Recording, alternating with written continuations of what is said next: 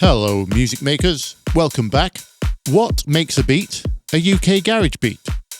Well, unfortunately, there's not a single definitive answer to that. Genres are fluid after all. But in the name of genre fluidity, I think the best way to explore this is to morph this stereotypical house beat we have playing here into a UK garage beat. Very much in a similar way to how this groove originally evolved through the 90s. Let's go. So our first clue comes from the origin of the name Speed Garage, where apparently on one Sunday at the infamous Gas Club in London in the early 90s, after witnessing the likes of DJ Hermit and Dominic playing their sped-up remixes of US house records, the legend himself, Todd Terry, would remark that it sounded like Speed Garage. Of course, referring to the Paradise Garage, or should I say Garage, the famous house hotspot in New York. So that's easy, it's just house music sped up, simple. Let's crank the tempo.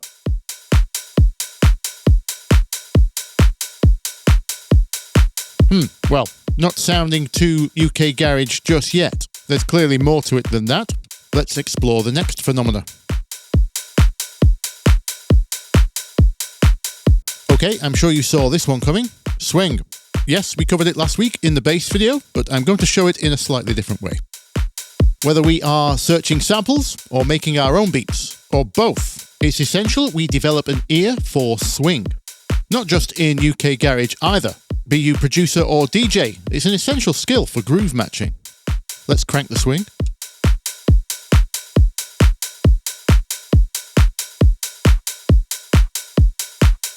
There, did you hear that? No? Well, good, because I tricked you.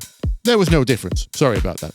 Now the reason there's no difference is because swing, or should I say 16th swing, that's the one everyone is referring to when they say swing. 16th swing only works on parts that have 16th notes in them, whereas our basic boots and cats beat here, if I set my grid to show eighths, you'll see each hit lands on an eighth. There's nothing to swing here. We would need hits on these parts of the grid. The in-betweens, or in the cracks, or if you want the proper muso term, syncopated hits. Let's add some. This classic hi-hat pattern is a good place to start.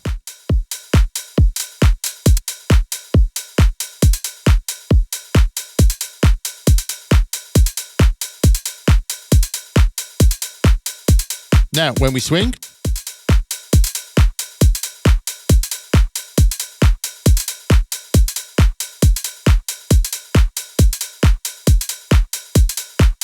it's a little bit more obvious. Maybe still too subtle for some of you. Fear not. There are drum patterns famous for syncopation. Breaks. For also at this time in the UK, we had rave and jungle emerging. Inevitably, some of that would spill into this scene too.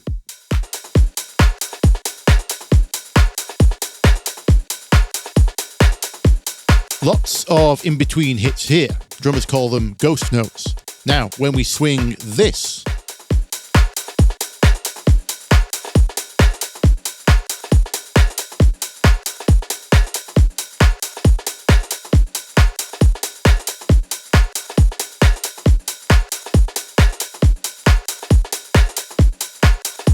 hopefully you're starting to hear swing better now. The way this manifests in UK garage was not usually the whole break, instead parts of it. Being low on sample memory in the 90s, a popular technique was just to take a few hits and add them in as syncopation, either as an extra snare or percussion part. Chopping up stuff, definitely a trait of the genre, as we'll see in the upcoming vocal video.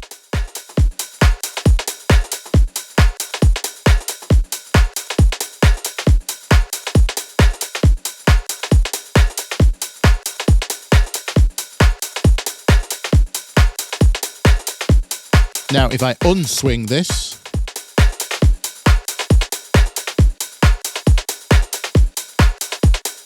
hopefully you're starting to get a feel for swing, because it's not just the presence of those in-between hits, it's how bouncy they are.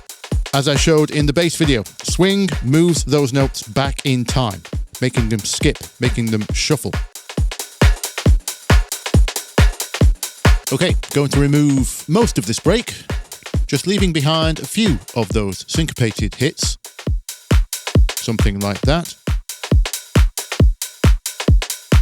Definitely sounding more UK garage now.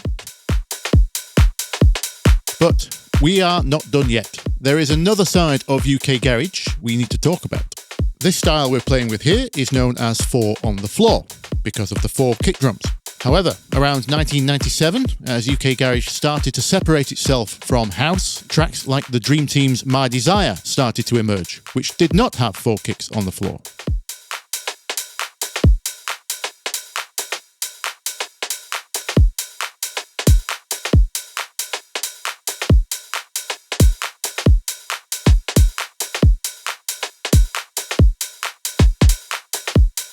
The kicks can be on the 8ths or syncopated. Some tracks just had 1 kick at the beginning, letting the rest of the groove do the work. Or the kicks could join the syncopated percussion. As many of you know, I'm sure, this style became known as 2-step. Now, in terms of sound selection, 2-step tends to be a much tighter sound. Let's remove this open hi-hat. And for the backbeat, we can get rid of these longer claps and replace them with a rim shot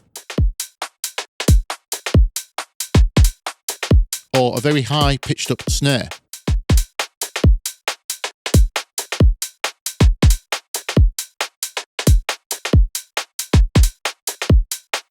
Something like that. Classic 2-step. Regarding extra percussion, we still have some of the same options like house. How about some tambourines, for example?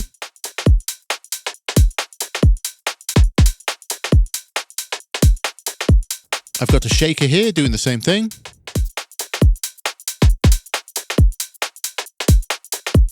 I've chopped up a loop, just so I have full control over the swing amount.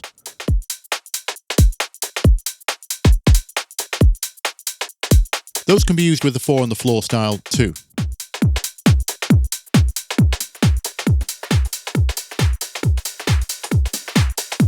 Speaking of drum sound selection, make sure to keep in mind the overall energy level of the track you want to make, the context of the other sounds and the overall emotion you're going for.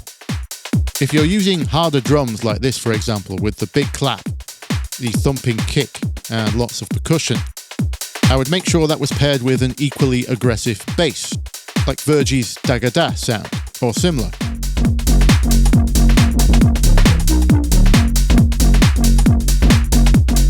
Whereas if you're going for a smoother track like Sammy's All Right,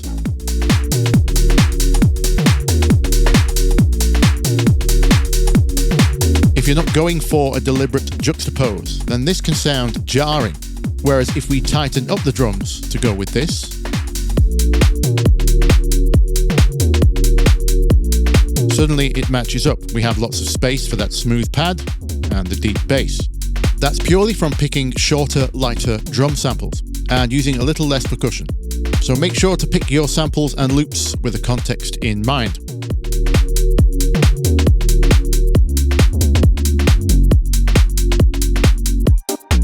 Now, I know we still have questions on chords, keys, vocals, etc. Don't worry, I have more videos on the way. But before we get into that, make sure you've watched this video first as a primer. And until next week, I'll see you in the comments. Bye bye.